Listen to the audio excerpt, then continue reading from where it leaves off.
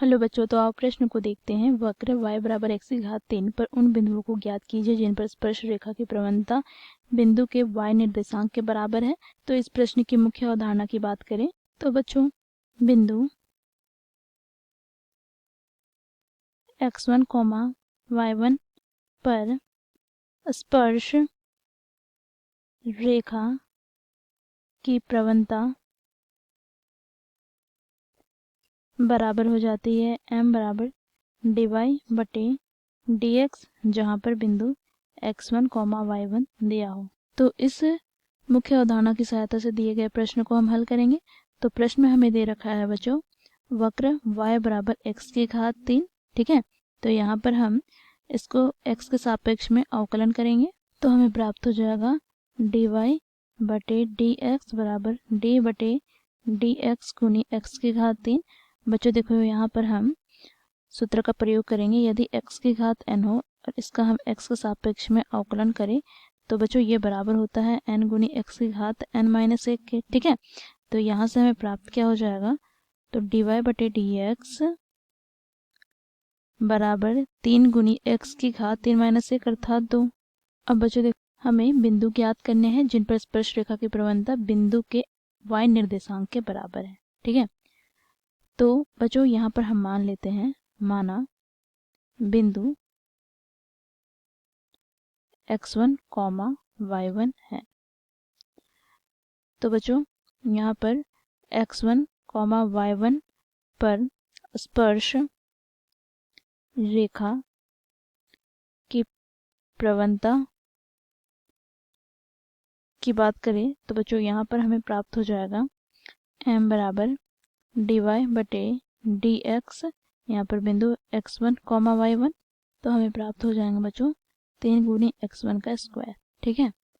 अब बच्चों देखो, यदि हम x1 यहाँ पर x निर्देशांक मान लें तो y का मान क्या होगा। तो बच्चों देखो, यहाँ पर y बराबर हमें वक्र में दे रखा है x की घात 3, ठीक है।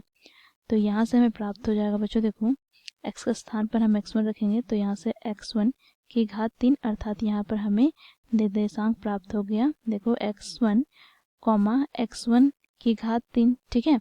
तो प्रश्न में क्या बोला रखा है, तो प्रश्न में बोल रखा है स्पर्श रेखा की प्रवणता बिंदु के y निर्देशांक के बराबर है। तो यहाँ पर बच्चों y निर्देशांक क्या होगा, तो देखो यहाँ पर x1 की घात 3 ये y निर्देशांक है, ठीक है, और यहाँ पर ये x निर्देशांक है। तो ये प्रवणता जो है वो किसके बराबर है, y के निर्देशांक के बराबर। तो यहाँ से हमें प्राप्त हो जाएगा बच्चों, हमें दे रखा है प्रवणता dy/dx, हमें दे रखा है x1 की घात 3 के बराबर, अर्थात यहाँ से हम कह सकते हैं 3 गुनी x1 का स्क्वायर बराबर हो गया x1 की घात 3 के। तो बच्चों यहाँ से हमें प्राप्त हो जाएगा 3 गुनी x1 की घात 2 माइनस x1 की घात 3 बराबर 0। दोनों पदों से x1 की घात 2 बेनिश निकाले तो यहाँ से हमें प्राप्त हो जाएगा 3 माइनस x1 बराबर 0। तो यहाँ से बच्चों देखो, x1 की घात 2 बराबर हो जाएगा 0 के, या फिर बच्चों 3 माइनस x1 बराबर हो जाएगा 0 के। तो यहाँ से हमें x1 का मान प्राप्त हो गया 0 और यहाँ पर हमें x1 का मान प्राप्त हो गया 3। तो बच्चों इस प्रकार हमें x1 के 2 मान प्राप्त हो गए, एक 0 और दूसरा 3।